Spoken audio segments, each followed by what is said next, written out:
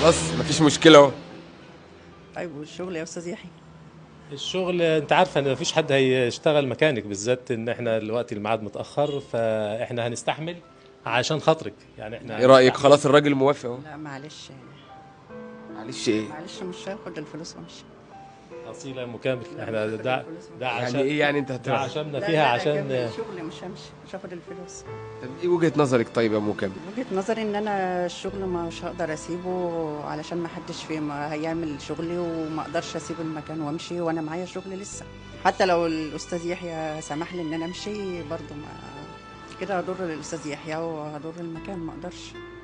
مش عشان مصلحتي ان انا اسيب الشغل وامشي عشان اصيله مكامل، يعني ما نقدرش نقول حاجه طبعا، ده موقف جميل منك، وانت زي كل الجماعه اللي بيشتغلوا معانا هم اصحاب المكان.